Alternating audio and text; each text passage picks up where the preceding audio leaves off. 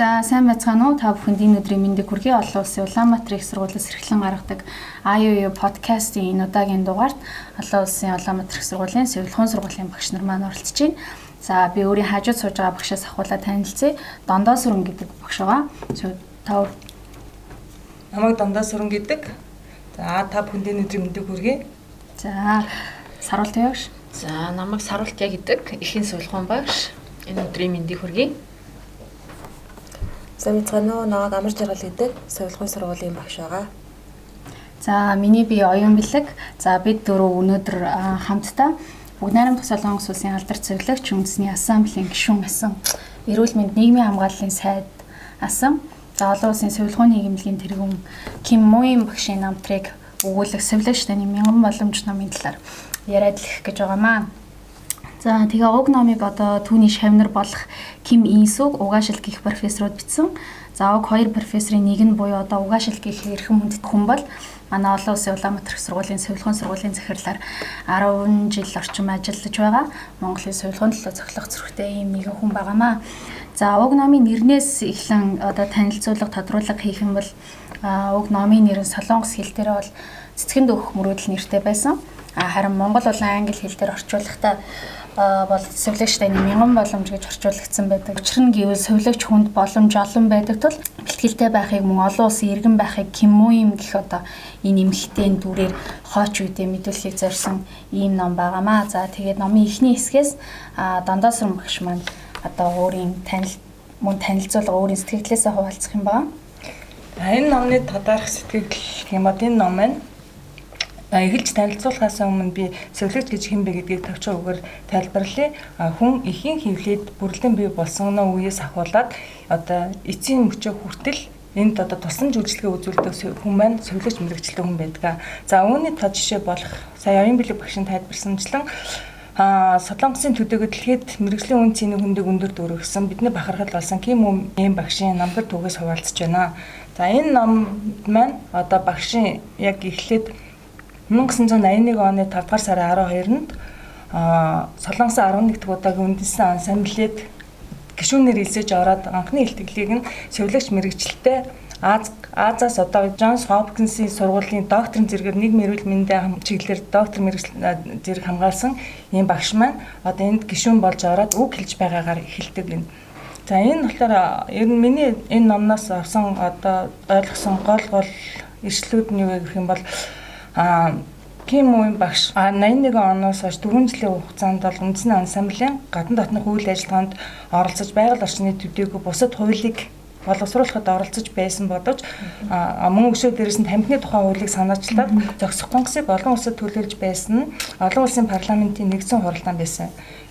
Энэ хуралдаан түүхэн дагуудаа олон улсын парламент хурлын Солонгосын хорон дотор хүн амын комиссийг байгуулж Ким Муин багш анх энд одоо цөөн эмэгтэйчүүдийн дотор төдийгүй улс төрд байгаа дийлэнх байсан эрэгтэйчүүдийг хүртэл ингээ цойлон гарснараа айгүйх онцлог байдаг. Энийг дурдсан байдаг.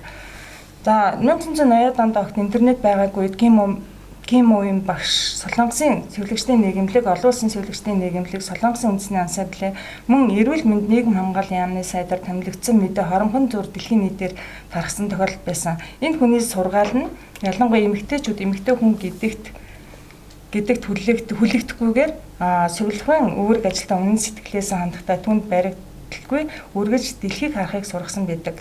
Сувилхуу гэдэг нь зөвхөн гэр бүлээр хязгаарлагдахгүй дэлхийн хүмүүс хүн төрлөختнийг хайрлах ёстойг онцлсон байдаг юм аа. За өсчөн Ким Муин багшийн одоо өөрийнх нь яг ярих дуртай сэдэв бол эмэгтэйчүүдийн хөгжил, эмэгтэйчүүдийн манлайлал байдаг. За өшөө дээрээс нь энэ хүн бол одоо харах өнцгөө өөрчилж глобалчлах тэгээд мөн энэ хүн маань одоо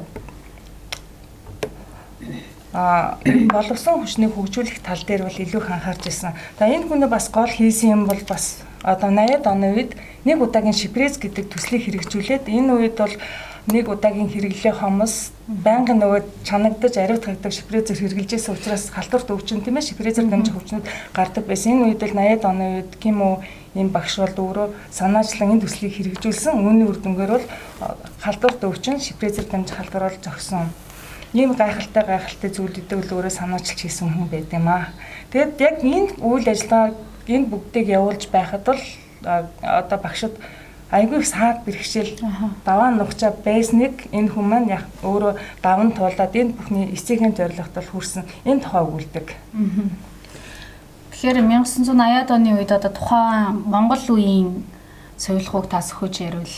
Монголд яг 80-ад онд яг энэ чандаг нэг удаагийн шипрез гэж байхгүй чандаг шипрез байсан. Энэ үед бол ингээд бүр зүүн мохчихсон. Тэгээд бүр хүн дээр ингээд бүр айдаг хүртэл ингээд зүүнний одоо шипрезний зүүн тийм үг байсан л та.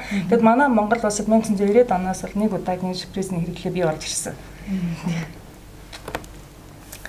За дараагийн хэсгийг үргэлжлүүлээд энэ хүний хийсэн ажлуудаас уншаад ойлгосон зүйлээ хуваалцъя гэж бодож байна. Миний уншсан хамгийн ихний гол зүйл нь болохоор совилхуу буюу совилогч хүнд дэлхийн улс орнуудын хил хязгаар гэж байдаггүй юмаа гэдэг зүйлийг ойлгосон энэ номыг уншаад. Яагаад гэх юм бол өөрийн сайн дурын ажил болон одоо энэ эрүүл мэндийн чиглэлээр явуулж байгаа ажлуудаараа дэлхийн аль улсад ч гэсэн тусламж үзүүлэх ёстой гэх юм юм багш ойлгуулж өгсөн байгаа. Тэгээд энэний нэг жишээ нөх юм бол нэг Европын алдартай жүжигчин бусдад туслаж хайраа ингээд түгэж явсан нь одоо нөгөө бусдад аягүй хүрсэн нинжин сэтгэлийг нь харуулж өгсөн бол коммуун багшийн болохоор нөгөө нэг эрүүл мэндийн системийг тэр хайран дээр нэмээд нэвтрүүлж өгч олон улс орнуудыг одоо ингээд сайн дурынхаа үйлчлэлээр бусдад тусалж нөгөө нэг хэцүү байгаа улсуудад тусалж байгаагаараа энэ номны хамгийн ихний гол санааг бол ойлгосноо. Тэгээд энэнгээр дамжуулаад хүнд хэцүү Африкийн болон улс орнуудын эрүүл мэндийн системд ч гэсэн бас нэгэн шинжилэл тогтоогдож одоо ч гэсэн дэлхийд даяар сайн дурын ажил гэдэг нь ямар системээр явагдаж байгаа хэр цар хүрээг хамарч байгааг энэ Киммогийн багшийн тавиулж гисэн хамгийн анхны системээс харж болно гэж үзчихсэн. Тэгээд мөн 81 онд болохоор бас нэгэн шинэ хийж бүтээсэн ажлынх нь нэг болохоор эрүүлэг хамгаалах үзлэг эмчилгээний төвийг энэ хүн нээж өгсөн байгаа. Энэ төвийг нээхийн тулд маш их хүчин чармаалт олон жилийн нүүр их хөдөлмөрийг шаардсан. Тэгээ энэ нь болохоор юу вэ гэхээр бидний ойлголтоор бол ерөөсөө өвчнөөс урьдчилан сэргийлэх алс хол байгаа эмнэлгийн тусламж авч чадахгүй байгаа тэр хүмүүст яаж эрүүл мэндийн тусламж үйлчилгээ хүргэх вэ? Тэр хүргэх хүмүүс нь хэн байх вэ гэдгийг энэ номон дээр илүү тод ойлгуулж өгсөн энэ хүний ажлыг бас ингээд харуулж өгсөн байгаа. Энэ нь болохоор одоо жишээ нь зөндөө олон тийм эсэргүүцэлтэй, эмч нарын шахалттай, улс төрийн шахалттай байсан ч гэсэн ямар нэгэн болохгүй зүйл гарч ирэхэд дахиад нэг өөр замаар энэ зүйлийг хийж бүтээх зүтгэж байгаа энэ хүний зүтгэл гарч ирж байгаа. Тэгээд энэ багш маань болохоор совилогч хүн тэр нэгжүүдэд очиж ажиллах хэвээр тэр ажилласнараа совилогч хүн болохоор хүн ардынхаа эрүүл мэндийг хамгаалах тэр ажлыг хийж чадна гэдгийг бүр анханасаа ингээд дэвшүүлсэн тэр дэвшүүлсэн санаагаа яг өөрчлөхгүйгээр эхлээд 2-3 удаа нөгөө чиглэл нь өөрчлөгдөөд хийсэн ажлууд нь ингээ өөр тийшээ явсан ч гэсэндээ тууштайгаар зүтгэсний үр дүнд совилогч хүнийг энэ эрүүл мэндийн тусламж үйлчилгээний анхан шатны байгууллагад ажиллуулна гэдгийг гаргаж ирсэн байна. За тэгээд энэ совилгын боловсролд ямар дэвшилт болсон бэ гэх юм бол совилогч хүн өөрсдөө энэ нөгөө өвчтнөө онцлох эмчлэх наацхийн эмчилгээ үйлчилгээ хийх, эмийн жорыг бичих тэр зүйлүүдийг хийх болсноороо бие дааж хийх тэр бүх эрх мэдлийг олгож өгсөн байгаа. Тэгснээрээ совилогч гэсэн би ч гэсэн мэрэгжлийн эмчилгээ, үйлчилгээ, ажилтан гэсэн тийм итгэл бахархал өөртөө итгэлж гэсэн нэмэгдэж өгсөн тэр зүрх сэтгэлийг суулгаж өгсөн. За тэгээд Киммогийн багшийн шавнырынх нь бас нэг ингээд хийлж бахархдаг зүйл нь юу вэ гэхээр шавнар нь болохоор нөгөө 2-3 жилийн алсын хараа хараад идэг тий хитрхи олон жилийг харах юм бол хүмүүс тоохгүй ямар нэгэн байдлаар хүмүүс нөгөө биелэхгүй байх магадaltaй гэсэн юмыг ярьж хахад Киммогийн багш болохоор инээмсэглээд 10-20 жилийн алсын харах хүн байж ич тэр үед амжилттай олно гэдэг зүйлийг бас шавнартаа зааж сургадаг байсан байгаа. За тэгээд мөн энэ анхан шатны буюу одоо нөгөө бидний одоо мэдхээр өрхийн совилхуу 1-р шатлалын эмнэлэг 2-р шатлалын эмнэлэг гэдээ ярьдаг. Энэ зүйлийг ингээд Солонгос улсад нэвтрүүлсэн тэр системийг анхлан хэрэгжүүлсэн хүний хувьд өрхийн совилхуу, гэрийн совилхуу гэдэг зүйлүүдийг ялгаж өгсөн байгаа. Тэгээд Кимогийн багшийн үзэж байгаагаар болохоор гэрээ сувилах уу гэдэг маань нөгөө нэг хүмүүс туслахаас туслана. Тэгэхдээ мөн бакалавраас дээш зэрэгтэй боловсролын зэрэгтэй хүмүүсээр нь өрхийн сувилагч гэдэг маань өрх гэр бүрт нөгөө нэг тохиолдож байгаа тэрний хоёр ерөнхийдөө адилхан талтай ч гэсэндээ юугаар ялгаатай юм бол үзүүлж байгаа тусламжаараа боловсролынхаа зэрэгээр ялгаатай байх хэвээр. Өрхийн сувилагч болохоор магистраас дээш боловсролтой, гэрээр очиж байгаа сувилагч бол бакалавраас дээш боловсролтой байх хэвээр гэдгийг ингэж тавьж өгснөөрөө бас нэгэн шинэлэг санаа дээрээс нь эрүүл мэндийн салбарт хөгжих боломжийг олгож өгсөн. Манай Монгол улсын хувьд бол бас жоохон эсрэгээр байдаг ч гэсэндээ боловсролын одоо нөгөө энэ шатлуудыг бас илүү нэвтрүүлвэл илүү дэвшилттэй байх болов уу гэж бодож байна. За тэгээд бас нэгэн хөгжилтэй зүйл нь болохоор нөгөө нэг анхан шатны тусламжаар яваад тэр үед нөгөө гэр бүл төлөвлөлт гэдгийг бас гаргаж ирж байсан Кимогийн багшийн тийм Кимогийн багшийн бас нэгэн хийсэн ажил гэр бүл төлөвлөлтөөсөн. Тэрэн дээр одоо ингээд сувилагч дөнгөж төгссөн дөнгөж 20 гарсан жоохон сувилах хүүхдүүдийг ингээд аас хязгаарлуу хөдөө орон нутглуу явуулаад жирэмслэлтээс хамгаалах, бэлгэвч хэрэглэх гэх мэт зүйлүүдийг ингээд сургуулахаар явуулсан боловч тэнцээ очиад хөгжилтэй зүйлүүд гарч ирсэн. Та нар одоо өөрсдөө хүүхдтэй юм уу? Тийм та нар өөрсдөө ингээд хүүхдтэй байгаа юу? Гэр бүлтэй юу гэсэн асуултуудыг ард иргэдээс ингэж аягүй их тавьдаг, үл таамсарлах, их чихтэй ингээд цогтаах тийм тохиолдлууд гарч ирсэн л да. Гэхдээ багш нь юу гэж хариулсан бэхэл та нар сувилахуун тусламжийг үзүүлж байгаа хүмүүсийн ингэж хийх гэж байгаа ажилдаа ингээд ойлгуулах байгаа бол тоогчгүйгээр тиймээ би нэг хүүхэдтэй би хүүхд төрүүлсэн гэж хэлээ явж явах юм бол ажлын чи үр дүн сайн гарна гэдэг. Тиймдээс хүмүүс одоо биеэрээ хүүхд төрүүлээгүй ч гэсэндээ сэтгэлээрээ ингээд төрүүлсэн бүгдээрээ ээжнэр болоод ирсэн гэдэг тийм ингээд хөгжилтэй дурсамжтай зүйлүүдийг аягүй их ярьж исэн гэдэг тэр зүйлүүдийн хэсэг дээр гарч ирсэн. Бас тэр дурталтгалд орсон байдаг ш нөгөө хаашаа явахаа мэдгүй ямар мөрөглөө сонгох мэдгүй ингээд байж байгаа хүмүүс жиг зүг чиг нь гаргаж өгөө сувилагч нэгчлээ бэлтгэж байсан гэдэг энэ цохил дээр ном дээр бас гарч идэг. За саруултын явш өөр юм ирсэн хэсгээс. За сайн байцгаана уу. Би уншсан яг хэсгээсээ ярих сэтгэгдлээсээ юусоо ярих юм бол суралт яг эндээс харж сурж болохоор тиймэрхүү зүйлсүүдийг бас ярих гэж бодлоо. Тэгээд мэдээж номын маань гол дүр маань Кимогийн багш байгаа тий. Түүний хийж исэн амьдралынх нь одоо намтраар бичсэн ном байгаа. Гэхдээ энэ номыг бичсэн хоёр хүн нь бас маш чухал нэр хүндтэй. Бас дараа үеийнх нь тий Кимогийн багшийн дараа үеийн залгамж шавнар нь байгаа. За Ким Исүг тэгээд угаашил тий. Угаашил гэд энэ профессор маань манай Улаанбаатар олон улсын Улаанбаатар их сургуулийн сувилахуун техникийн одоо салбарын эрхлэгчээр одоо ажиллаж байгаа. За тэгээд угаашил багшийн талаар одоо товчхон танилцуулах юм бол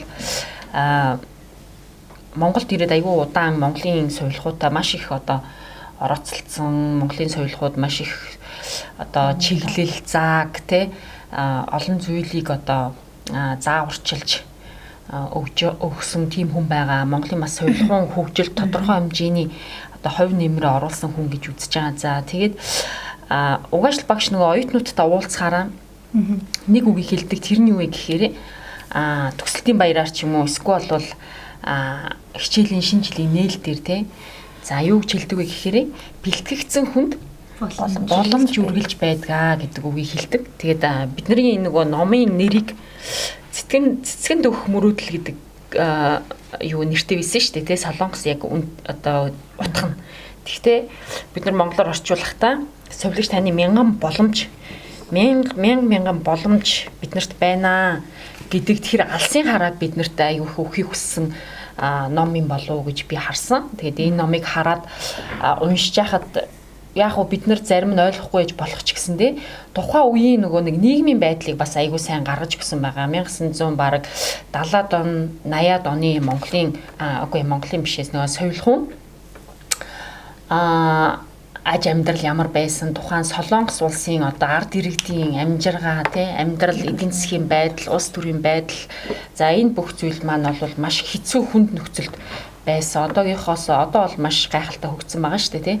За тэгээд тийм хүнд хэцүү нөхцөлд маш гайхалтай олон зүйлсүүдийг энэ багш маань хоёр энэ шавнартайгаа нийлээд совилгын салбарт Солонгосын совилгын салбарыг одоо баг оронгоор нь шинжилээд шинэ баг хувьсэл хийсэн Солонгосын совилгын одоо бааtruуд гэж хэлж болохоор бүх зүрх сэтгэлтэй би амьдралаа тэр чигээр нь ингээд зориулсан тийм түүхүүдийг энэ чинь ингээд бид нар харж олно. За тэгээ Кимогийн багшийн хувьд ч гэсэн өөрийнхөө эд хөрөнгийг, өөрийнхөө мэдлэг боловсрол, цаг зав бүх зүйлээ совилгууд одоо ингээд зориулсан. Тэгээд үүний хийсэн одоо ажлуудаас нь ингээд товчхон дурдах юм бол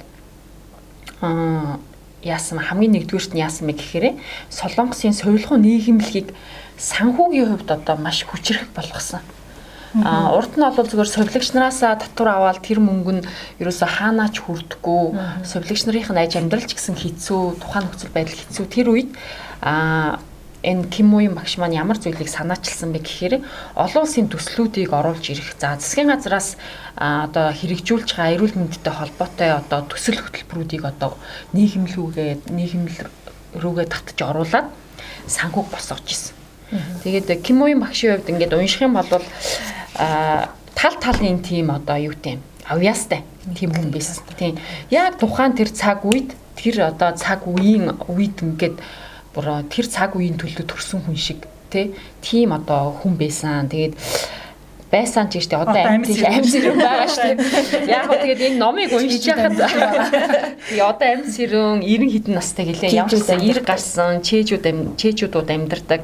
За тэгээд өөрөө тэтгэврт гараад юу яах та сургуулаасаа тэтгэврт гараад одоо тэтгэврт суухдаа өөрийнхөө маш их одоо эд хөрөнгийг Янсех сургуульд төгссөн байгаа тийм. Янсех сургуульд одоо хандивлаад Янсех сургуулийн багш нарт зориулсан одоо судалгааны төвийг байгуулсан байгаа байхгүй юу. Тэгээ өнгөрсөн жил би тэр төвд нь очиж үзчихсэн. Маш гоё яг ингээд орчин үеийн кофе шоп юм уу хайшин тэр одоо ингээд орчин нөхцөл нь маш гайхалтай гоё тийм судалгааны төвийг байгуулж өгсөн мөлий сургуульдаа. Багш нар нь бол тэнд ороод чөлөө цагаа судалгаа шинжилгээнийхээ ажлуудыг хийдэг тийм одоо төвийг байгуулж өгсөн мөлий. За тэгээд харах юм бол ер нь бол нөгөө нэг тухайн нөхцөл байдал хүнд хэцүү гэхээсээ илүү ерөөсөө л артхаа мартаж урдах руугаа тэмүүлнэ гэж нэг үг өгдөө шүү дээ. Тэр шиг ерөөсөө л ингээл ажлын төлөө ингээл бүх юмаа одоо ингээл совилгын салбарт зориулсан. Урагшаал ингээл чиглэл ерөөсөө тийм олон таван үг байхгүй. Ерөөсөө яг ийм хэрэгжүүлэлт буюу үр дүнд одоо гол анхаарал хандуулдаг тийм бүх зүйлийг маш олон талаас нь өнцгөөс нь харж хийдэг хүмүүс одоо хойч үе залгамж холбоо гэж одоо ярьдаг шүү дээ тийм бид нар. Тэгэхээр хойч үе буюу залгамж холбоо багш нараа бэлтгэхэд маш их анхаарсан. Түүний нэг нь юу вэ гэхээр тэр 80-д онд Солонгост хамгийн анхд улсын сургууль биш одоо Янсех сургуульд багш нарын нөгөө одоо заах арга зүй буюу хичээлийн хөтөлбөрийг шинжлэх тал дээр одоо ажиллаад гадна дотноос одоо юу багш нарыг эрдэмтэн профессор багш нарыг ураад маш олон одоо сургалтуудыг хийжсэн. Одоо багш нарт зориулсан. Тэгээ тэр нь маш их эсэргүүцэлтэд тулгарсан. Яагаад вэ гэхээр нөгөө багш нар нь одоо тэрийг хүлээж авахд жоохон хэцүү үдсэн харсан мэддэг зүйл нь тухайн үед бол тухайн нийгмийн үед нь ингээд харах юм бол ер нь баг тэгээд тэр их айгүй тэрнээс болж стрессжсэн боловч маш олон арга замаар одоо бол яасан багш нарыгаа бэлтгэх тэр ажлуудыг хийжсэн. Тэгээд RMBS гэдэг нөгөө оройн бакалавр тий дипломын совилогчаар төгссөн дипломын совилогчаар төгссөн совилогч нарыг оройн одоо шидэлсэн бакалаврт хамруулад бакалаврын зэрэг олгох тийм одоо ажлыг бас анх Солонгос улсдаа тий анх хэрэгжүүлээд ажиллаж исэн. За тэгээд бас харах юм бол эмч совилогч асрагч нар одоо эмнэлэгт ингээд ажиллаж байх одоо тэр нөхцөл байдлыг бас ажиглаж хараад эмч совилогч одоо асрагч нарын ажлын зааг ялгааг одоо гаргаж тэр бүх дүрм журмыг одоо гардан өөрөө одоо хийж исэн. Тэр бүх зүйлийг одоо ингээд хийж исэн. Тэгээд би энэ хүний хийсэн зүйлүүдийг ингээд дурдах юм бол мэдээж маш их олон зүйлүүдийг энэ номон дээр бичсэн байсан. Тэгээд эндээс би юуг сурсан бэ гэхээр нөгөө манай Монголын нөгөө алдартай Эренчингаа хэлсэн үг гэдэг нь шүү дээ. Нөгөө юу босгоо давж үзээгүй хүн Хүний бодол. Тэгээ хүний бодол те юу гэдэг лээ. Босгоод авч үзээгүй хүний бодол бол юу богинохон одоо тийм байд юм аа гэсэн нэг тийм утгатай нэг босхоноос шидэргүй гэсэн шидэрдэггүй гэсэн тийм бодолтой байдгаа гэсэн үг байсан. Тэгээд тухайн үед тэр Ким Уин багш бол нөгөө одоо доктороор сураад гадаад дотоодод яваад маш олон зүйлийг үзэж сураад тэгээд тэр зүйлээ яг тэр өөрийнхөө төрлөх улс орондоо ингээд авчираад одоо тухайн соёлгын салбарыг хөгжүүлэхэд одоо маш их үнэтэй хувь нэмэр оруулсан одоо тийм хүн байгаа байхгүй юу. Тийм. Тэгээд манай Монголд бол яг тийм хүмүүс мэдээж одоо ингээ харах юм бол тийм хүмүүс мэдээж байгаа л да. Байгаа тий. Яг салбарт бол байгаа л баг. Гэхдээ яг соёлгын салбарыг ингээ аваад үзэх юм бол одоогоор бол бид нар мэдээж хөгжлийн ингээд тэ нийгэм одоо янз бүрийн байдлаас үүдэлтэй ингээ хөгжлийн төвшин маань ингээ Солонгосыг бодвол хоцрогдож яваа боловч магадгүй бид нар тэгээд одоо совилогч нар ч гэсэндээ тийм одоо Ким Уин багш шиг тэгж одоо нэр хүндтэй сургуульд гадаад дотоод яваа тийм олон одоо зүйлийг үзэж харах боломжгүй ч гэсэндээ номоор дамжуулаад тийм интернетээр дамжуулаад ном болвол ертөнцийг харах цонх гэж тэгдэж шүү дээ. Тэгэхээр иймэрхүү зүйлүүдээр ийм хүмүүсийн түүхээр дамжуулаад бид нар бол соёлгын талаарх, соёлгыг хөгжүүлэх өөрсдийнхөө бодлыг улам илүү одоо тэлэх боломжтой юм байна гэдгийг би бол энэ номноос одоо олж харсан. Бас манай соёлогч нарт мянган боломж байна гэдгийг уриалсан ном байгаа юм. Төвшөө дээрс нь Ким Уин багшийн одоо шавнар гэдэг хүмүүс маань дэлхийн өнцөг булан борт өвхлийн тэгээ эрүүл мэндийн өвхлийн газар очиж өөрсдөө төрийн албанд ажиллаж байсан багш иржсэн ч гэсэн эдгээр бусад одоо шаардлагатай оронд очиж өөрсдөө мэдлэгийг түгээж хүн арданд тусалж идэг юм үйлс идэг. Одоо манай Угашил багш юм тийм ээ манай сургуулийн захирлаар ажиллаж байна. За тэгээд миний хувьд гэх юм бол энэ номноос харсан зүйлүүд гэх юм бол энэ хүн биеэ засч чаддаг, биеэ засныхаа дараа гэрээ засдаг, гэрээ засныхаа дараа улсаа засдаг. Тэгээ түүний дараа бас дэлхийг засч чадсан хүн юм болоо гэж харсан байхгүй юу. Тэгээ ямар жишээ одоо нэг жишээг дурдах юм бол энэ дээр жишээлх юм бол олон улсын соёлгын нийгэмлэг гэж байдаг. За энэ бол соёлгын салбарын хувьд бол хамгийн том одоо дээд байгууллага гэсэн үг. Тэгээд энэ маань өөрөө одоогоор 135 орныг одоо өөртөө нийтгэж чадсан ийм маш том улс байдаг. Угаа ийм нийгэмлэг байдаг. За тэгээ энэ нийгэмлэгийн бүр одоо тэргүүнээр хүртэл ажиллаж чадчихсан ийм хүн байгаа. Тэгээд яг нийгэмлэгийн тэргүүн бодлоо энэ хүн юу хийсэн бэ гэдгийг наваад үзэх юм бол 1977 онд одоо энэ Ким Уин гэдэг хүнийг одоо олон улсын соёлгын нийгэмлэгийн тэргүүнээр одоо Япон улсаас нэр дэвшүүлж байсан юм байлээ. Тэгээд тухайн үед Японоос Солонгос хүнийг одоо нийгэмлэгийн одоо тэргүүнээр одоо ингээ нэр дэвшүүлнэ гэдэг бол үнэхээр цочмоор хэрэг байсан гэж байгаа байхгүй юу? Ягаад тэгэхээр Япон Солонгосын хоорондын дайн болоод удаагүй тэр шарх эдгэрж амжаагүй тий хүмүүс хоорондоо одоо Япон Солонгос хүмүүс хоорондоо харилцаа муу ийм байсан үе. Дээрээс нь бүр 1923 онд Солонгосын одоо соёлгын нийгэмлэг одоо анхны суурь тавьжсэн байгаа. Тэр нийгэмлэгийнхаа суурь нь юу гэж тавигдчихсан бэ гэхээр өөрснийгөө чусааны соёлгын хороо гэж байгуулад тэгээд түүнийг одоо ингээд олон улсын соёлгын нийгэмлэгт ингээд гишүүнээр оруулахын тулд ингээд санал төвшүүлжсэн юм байна л да. Тэр үед Япончууд эсэргүүцчихсэн гэж байгаа байхгүй юу? Япончууд яагаад эсэргүүцсэн гэхээр та нар тэ Японы колони улс вэжиж яахаараа дангаараа улс болж энэ нийгэмлэгт ордог юм бэ гэж үзчихсэн улс 1977 онд эсрэгээр энэ одоо тэ Солонгос эмэгтэйг одоо нийгэмлэгийн тэргүүнээр тийм одоо ингээд дэвшүүлжсэн одоо нийгэмлэгийн удирдах зөвлөлийн гишүүнд одоо нэр дэвшүүлжсэн гэж байна. Тэгээд энэ юу болвоо яаваа тий яагаад ингэвэ ингээ харах юм бол одоо энэ Ким Уин гэдэг багш маань бол өөрөө үнэхээр одоо Аз намхан далайн бүстэй бол үнэхээр танигдсан, үнэхээр шилдэг лидер. Дээрээс нь яаж энэ танигдсан бэ гэхээр Солонгосын соёлгыг одоо зэгцэлж өгсөн өөрөө маш одоо хүчтэй улс төрч эмэгтэй байсан байгаа юм. За мөн түнчлэн бидэнд бүгдийг мэддэг дэлхийн топ сургуулиудын нэг болох Джон Хопкинс их сургууль докторийн зэрэг хамгаалсан. Азаас эмэгтэй. Тийм, Азаас анхны совилогч эмэгтэй байсан байгаа байхгүй. Тэгэхээр энэ хүн бол үнэхээр одоо шилдэг гэдг нь бол харагдсан байгаа юм. Тэгээд ингэж бол одоо дэвшигдчихсэн. Тэгэхээр энэ хүн нэгдүгээрт биеэ зассан байгаа юм. За хоёрт гэрээ зассан гэдэг нь одоо Солонгосын соёлгоогаа бас зэгцэлж өгсөн байгаа тий. За ийм учиртай тэгээд энэ хүн тэр үед мэдээж нэр дэвшигдээд бол ялагдсан байгаа. Яага ялагдсан гэхээр тухайн үед бол Солонгос улс бол маш ядуу, буурай, эдийн засгийн хувьд бол ямар ч одоо хүчгүй, дээрээс нэг нийгэмлэгийн гишүүн болж орлоо гэх юм бол тухайн улс орн татвар төлдөг байхгүй юу? Тэр татвараач төлөх чадваргүй тийм улс байсан байгаа байхгүй юу Солонгос улс. За тэгээд үүнээсээ болоод одоо яг хуу тэр удаад бол орч чадаагүй. Гэсэн боловч 1981 онд зохион байгуулагч олон улсын зөвлөхөн нийгэмлэг төр жинхнээр яг нь удирдах зөвлөлийн гишүүн одоо болж чадсан. Тэгээд гишүүн болохоос өмнө мэдээж энэ хүн одоо зөвхөн одоо улс орныхоо хэмжээнд Солонгос улсын хэмжээнд одоо үйл ажиллагаа явуулдаг байсан бол бас боломжгүй байсан байгаа байхгүй юу. Гэтэл энэ хүн яасан бэ гэхээр Кен гэдэг улсад очиод тий нийгмийн үйлчлэл хийгээл аль тэр 1970 онд л те өөр улсад очиж тусалж ингэж явах ёстой маа гэдгийг л одоо үлгэр жишээ болгоо ингээ харуулж чадчихсан. Тэгээ үүгээрээ дамжуулаад бас маш олон ажлуудыг хийж асан учраас ерөнхийдөө олон улсын хэмжээнд хүлээн зөвшөөрөгдсөн юм удирдагч хүн болсон байгаа. Тэгээ 1981 онд тэр олон улсын зөвлөхөн нийгэмлэгийн хурал бол болоход Солонгосоос 97 хүн очиж оролцож байсан гэж байгаа байхгүй юу. Тэгээд энэ зорилго нь болохоор юу байсан бэ гэхээр тэр хүмүүс солонгосчууд тухайн үед одоо нэг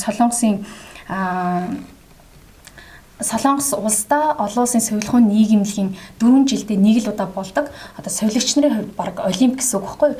Ийм одоо хурлыг зохион байгуулахын тулд 97 хүн очижсэн гэж байгаа. Тэгээ тэр 97 хүн очихын тулд бас айгүй хөвгчлөлтөө визний асуудал гарч ирж байгаа байхгүй юу? Одоо бид нар ингээл гадагшаа явахын тулд гаднаас ингээл виз авахын тулд буу юм болдог шүү дээ, тий. Гэтэл яг Солонгосын хувьд бол яг тийм үе байсан гэж байгаа байхгүй юу? Тэгээд тэр үед тэр олон хүний визийг аавна гэдэг бас айгүй хэцүү байсан. Тэгээд тэр үед энэ Ким Моим гэдэг багш бол өөрөө үндэсний ассамблеийн гишүүн байсан. Тэгээ улс төрд нэлээд хүчтэй хүн байгаад тэгээд бас Америкт байгаа Солонгосын элчин сайд энтрийн тусламжийг аваад энэ 97 хүнээ аваад очижсэн гэж байгаа байхгүй юу. Тэгээд энэ хүмүүс яасан бэ гэхээр тэр үед болохоор энэ бас нэг гоё харагдсан зүйл нь юу байсан бэ гэхээр минийхаар улс орны төлөө одоо юу гэдэг лээ Сүхбаатар жанжны хэлсэн үг гэдэг штэ. Улс орны хөгжлийн төлөө иргэн бүрийн хичээл зүтгэл хэрэгтэй гэдэг. Яг энийг бас Солонгосын совилогч нар харуулж чаддаг байхгүй юу?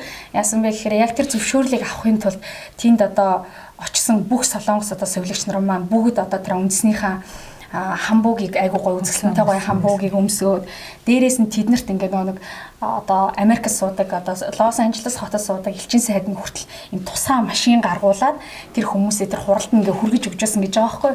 Тэгээд энэ бүгд нь юу гэсэн үг вэ гэхээр энэ совилгын нийгэмлэг энэ совилгууга улс төр нь бас дэмждэг юм а. Энэ улсын улс төр дэмждэг юм байна гэх одоо энэ үнцгийг одоо олон хүмүүст харуулж чадсан гэж байгаа. Олон улсад харуулж чадсан. Тэгээд энийг ингээд бусад харсан улсууд бол үнэхээр те Солонгос бол энийг бол зохион байгуулах хэмжээний юм байна гэж үзсэн гэж байгаа. Тэгээд тэр үед болохоор яг тэдний өрсөлдөгч байсан 4 улс байсан гэж байгаа байхгүй. 4 улс өрсөлдсөн. Тэр эрхийг авахын төлөө Солонгос улс байсан, Англи улс байсан, Колумб байсан, Куб байсан гэж байгаа.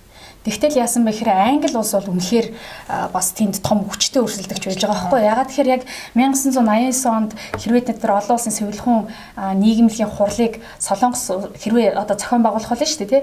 Тэгэх юм бол яг тэр бол олон улсын совилгын нийгэмлэгийн байгуулагдсан 90 жилийнх нь маш чухал аа тий.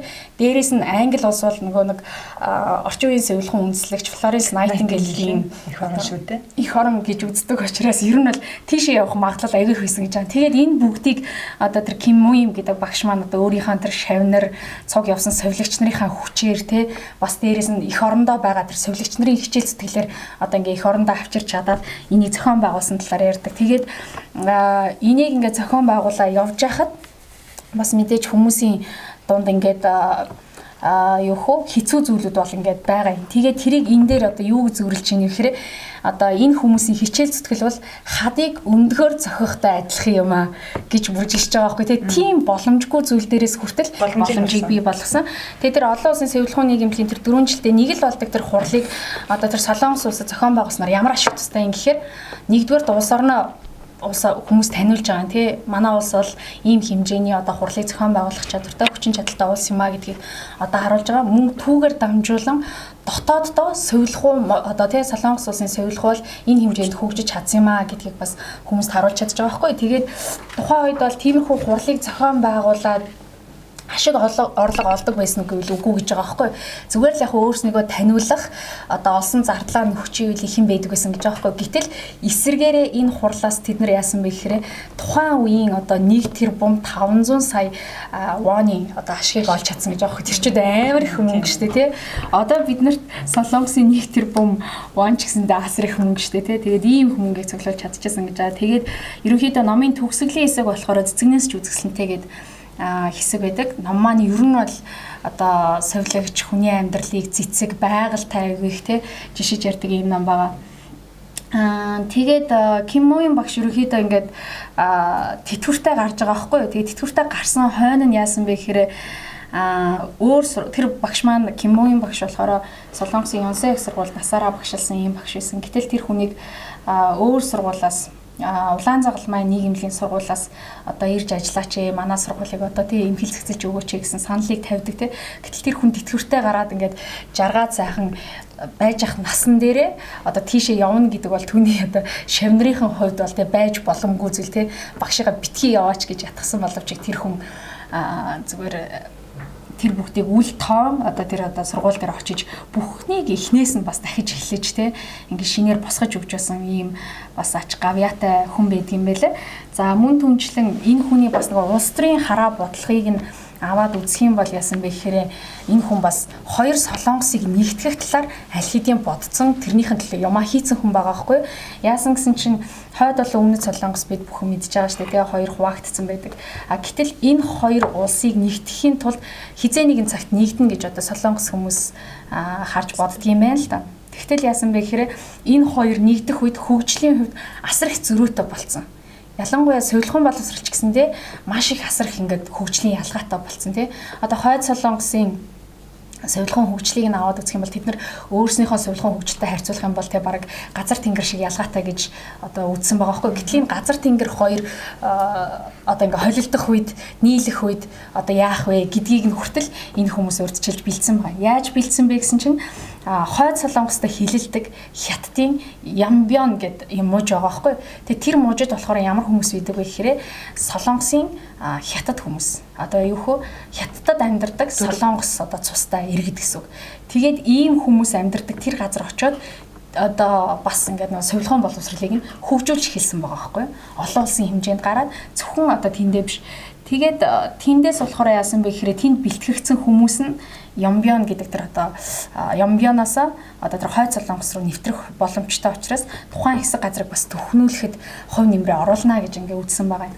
За тэгээд мөн түнчлэн энэ багш болохоор яасан бэ гэхээр совилогч нарыг бас олон чиглэлээр мэрэгшгийг одоо урамшуулдаг те зөвхөн одоо дан совилогчаараа ажиллах биш совилогч хүн чинь өөрөө хүний эрүүл мэндтэй ажилладаг учраас яаж иж байгаа л хууль хэрэгцэн одоо асуудалтай холбогдож байдаг те тэгэхээр иймч совилогч нар бол яг тэр тухайн одоо анагаахын шинжлэх ухаанаа байд юм уу совилгын шинжлэх ухаанаас судлаад мэрэгсэн хүмүүс эдэг болохоос биш хууль хэрэгцээ эдийн засгийн талаар бол одоо өргөн мэдлэг байхгүй шүү дээ те тэгэхээр совилогч суурьтай юм уу иймч суурьтай хүмүүс одоо анагаах одоо хуулийн чиглэлээр ч юм уу ингэж сураад одоо эрүүл мэндтэй холбоотой хуулийг одоо цэгцлэх нь бол маш зүйтэй юм аа гэж үздэг. За мөн түнчлэн тухайн мэрэгжлийнхаа үн цэнийг одоо өргөхийн тулд совилогч суурьтай одоо сэтгүүлч за эдийн засагч гэх мэт хүмүүсийг одоо бэлтгэн гаргах нь зүйтэй юм аа гэж бас хүмүүсийг урамшуулдаг юм хүн байгаа. Тэгээд дээрэс нь энэ Ким Моён гэж багш болохоор ерөнхийдөө өөрийнхөө шавнарт болохоор юу гэж дандаа сургадаг байсан бэ гэхээр жижиг зүйлийг ч орхигдуулахгүй маш сайн гүйцэтгэлтэй хийх ёстой.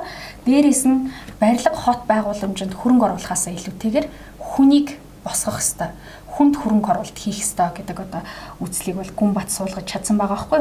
Тэгээд бас дээрээс нь энэ хүн маань маш их өгөөмөр инэрэнгүү хүн гэдг нь харагдаж байгаа. За өгөөмөр гэдгийг нь юун дээрээс нь жишээ нь харж болох юм бэ гэх юм бол энэ хүн одоо 2014 онд л гэхэд өөрийнхөө одоо 2 тэрбум 600 сая вонтой тэнцэх хэмжээний хөрөнгөө Солонгосын Ёнсэн их сургуульд одоо хандвсан байдаг. За мөн түнчлэн 1993 оноос ахуулаад 1 тэрбум 30 сая воныг ингээ хандвсан байгаа байхгүй. Тэгээ энэ хандив мөнгө нь энэ хүн одоо тэ зөвхөн одоо ингээ сайд хийгээд ийм хөнгөтэй болчихж байгаа юм уу гэж магадгүй та бүхэн бодож иж магадгүй. Гэхдээ энэ хүн болохоор яасан бэ гэхээр янз бүрийн нөгөө шагнал тий авна штэ одоо ингээ янз бүрийн Нобелийн шагналд хүртэл нэр дэвшээл явж байгаа байхгүй. Тэгээд энэ олон том шагналуудыг авахд бас ардталт нь мөнгөн сан одоо шагнал байт юм байна л да. Энэ бүгдийг шууд одоо ямар нэгэн одоо нийгэмлэгийнхаа санд өгөөд тэгээ түүгээрээ дамжуулаад залуу үед одоо хөрөнгө оруулалт хий гэж өгдөг байсан ийм хүн байгаа юм л да. Тэгээд тэтгэврт гарснаасаа нэг бас нэг гой сонирхолтой зүйл нь юу гэхээр энэ хүн тэтгэврт гарснаасаа хойш чээж ухдаг чээж арлад амьдрд юм байна. Тэгээд чээж арлад ингээд өөрийнхөө амьдрах тэтгэврт гарахтаа ийм 3 байшин бариулсан байгаа байхгүй юу? Нэг одоо бодол Солонгосын тийм уламжлалт тиймэрдүү байрлал. Тэгээд тэр байшингийнхаа нэгэнд нь болохоор өөр амьдрдаг, нэг нь болохоор зочдод зориулсан байр гэж байгаа байхгүй юу? Тэгээд тэр нь юу гэхээр тэр байранд нь болохоор хинч хамаагүй очиж болно.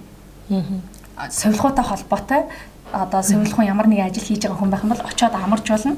Зүгээр л тэр хүнд урдчлал мэдэгдсэн байхад тэр хүн тэр одоо үе таалга нээлттэй үн төлбөргүйгээр байж болох тэр байрыг хүртэл ингээ бэлтэж өгсөн байгаа байхгүй. Тэгэхээр энэ хүн ерөөсөө л авснаа ингэж айгуу сайн хуваалцаж чаддаг ийм одоо хүн гэдэг нь бол харагдаж байгаа. Тэгэхээр энэ бүхнээс юу гэж нэг хэрэг энэ хүний амьдралаас ингээ харах юм бол энэ хүнд мянган боломж байсан тий ийм боломжийг бас бид бүхэн ч гэсэндээ бас тий бидэнд ч гэсэндээ ирж болно.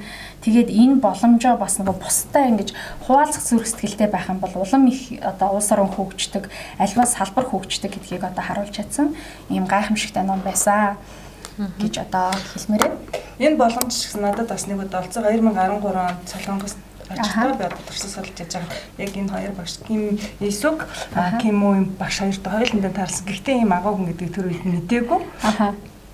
Тэгээд их энгийн хэрнээ их тийм ажил хэрэгж тийм эмэгтэй байсан л та. За тэгээд ер нь энэ мянган боломжууд бас манай солиогч нарт байх гэж бодож байна. Сарал явааш өргөлдөлж. Яг нь сүүлдэн зүгээр товчхон ингээд хэлэх юм бол яг энэ хүний одоо хийсэн бүтээсэн зүйл өөрийнх нь бодол цаашдын алсын хараа энэ бүх зүйл нь юу байгаа аахгүй юу? Хүн зөвхөн нөгөө одоо сайхан амьдрах те гоё зүйл идэх одоо сайхан одоо ер нь хүн болгон сайхан амьдрахыг хүсдэг шүү дээ. Тэ ер нь бол амжилтанд хүрэх сайхан одоо амьдрах те амжилтанд хүрэх гэдэг нь хүмүүсийн хувьд одоо яг ямар ойлголт байх уу гэдэг нь бас сонирхолтой л да. Яагаад гэвэл амжилт гэдэг зүйл чи өөрөө ингээд ийм нэг зүйл одоо нэг орой дээр ингээд хүрэх биш тий тасралтгүй ингэж одоо үргэлжилж байдаг тийм одоо зүйл байгаа байхгүй. Тэгээ Ким Moo багшийн хувьд болохоор яг ийм зарчмаар ингээд явсан нь харагдаж байгаа байхгүй. Энийг нэг юм хийж дуусгаад дараагийн ажил руу, энийг дуусгаад дараагийн ажил руу өөртөө байгаа одоо боломж нөөц бүх зүйлээ одоо ингээд яг ашиглаж исэн. Тэр болгондоо ингээд одоо яг амжилт гаргаж исэн хийсэн бүх зүйл нь ер нь бол амжилтанд хүрсэн баг түүхэнд Солонгосын түүхэнд сувилгын түүхэнд бол ингээд намтар болоод үлдчихэж байгаа байхгүй. Тэгээд энэ хүний гол философи нь болохоор ер нь туйлын ер нь амьдралын хамгийн гол зорилго нь юу вэ гэхээр тэр одоо сайхан амьдралд хүрэх амжилтанд хүрээд зогсох гэхээсээ илүү одоо тухайн хүн гэдэг одоо тий тухайн хүн маань өөрийнхөө одоо оршин байгаа тэр одоо тий үн цэнийг одоо бий болгоход одоо чухал хамгийн чухал юм аа тий үн цэнтэй амьдралаар амьдрах өөрийн үн цэнийг өөрийнхөө үн цэнийг өөрөө л бүтээх байгаа байхгүй юу. Хэрвээ энэ Ким Moo багш энэ олон ажлыг тий тасралтгүй тууштайгаар тий ингэж зориглоод ингэж хийгээгүйсэн болвол бид нар өнөөдөр бас энэ сэдвээр яриад суухгүй тэгээд ийм олон одоо ийм туршлагыг бид нар одоо ингэж сонсох ч гэсэн боломжгүй шүү дээ тий. Тэгэхээр энэ хүний гол зүйл юу вэ гэхээр хүн ер нь бол өөрийнхөө амьдралын үн цэнийг ерөөсө тодорхойлоод тэрнийхээ төлөө тууштай буюу тий хичээнгүлэн одоо гараа буюу амаа хөдлөж чадж байгаа одоо тий тэр одоо ямарваа нэгэн зүйлийг хийж чадж байгаа бол тий тэрийг бүх одоо тэр цаг үеүүдийг хөвшөрсөн ч гэсэн тэтгэврт гарсан одоо бүр ирэх гарсан хүн гэсэн хэдий боловч тэр бүх зүйлийг одоо тий өөрийнхөө тэр одоо үнцийг өөрийн тэр ажил мэргэжил те тэр нийгмийн сайн сайхан тэр бүх зүйлд ингэж зориулж ажиллах ёстой юмаа гэдгийг харуулсан ийм амьд жишээ хүн гэж би бол эндээс дүгнэж харсан. Номыг бол дүгнээд ингээ харах юм бол тэгээд бид нар ч гэсэн бас ялгаагүй энэ хүний амьдралаас суралцаад энэ номноос уншаад заавал бид нар энэ ийм олон тэ гайхалтай зүйлийг сурахын тулд бид нар заавал хэлийн дэс одоо тэ гарах гадаад дотоод явах ямар ч шаардлага байхгүй тий интернет хөгжсөн байна бид нар даяарчлагдсан 90 100-д амьдарч байна. Тэгээ бидний мэрэгжил маань өөрөө бас даяарчлагдсан тий ямар ч газар хаанч очсон соёлхон одоо стандарт тий дүрм журам маш олон зүйлүүд яг адилхан зүйлийг мөрддөг зүйлүүд байгаа шүү дээ тий. Тэгэхээр бидний хувьд ч гэсэн ялгаа байхгүй өөр өөрсдийн одоо сонгосон мэрэгжлийнхаа тэр үн цэнийг өөрийн амьдралын бас үн цэнийг бий болгохын тулд одоо салбартаа тийм түрүүн хэлсэн шиг хувь хүн болгон өөр өөртөө тийм гар бие оролцож иж энэ салбарыг бас босгож байгуулах ёстой юм болоо гэсэн одоо дүгнэлтэнд хүрсэ. За баярлалаа. Тэгэхээр хүн хаана вэ? Соёлгоо тэнд оршин гэж бид ярьдаг. Энэ юу гэсэн үг вэ гэхээр хүн байгаа газарт соёлогч хүн ажилтай байдаг юм аа. Соёлогч хүний хийх ажил байдаг юм аа гэдэг утгатай юм. Тэгэхээр хүн хаана вэ? Соёлгоо тэнд оршин гэдэг үгээр өнөөдрийнхээ яриаг дуусгая. Баярлалаа. За энэ удаагийн дугаар маань энэ хүрээд өндөрлөж байна. Та бүхэн лайктаар шеэр хийгээрэй. Санал бодлоо комент хэсэгт бидтэй уулзаарай. Subscribe хийхээр битгий мартаарай.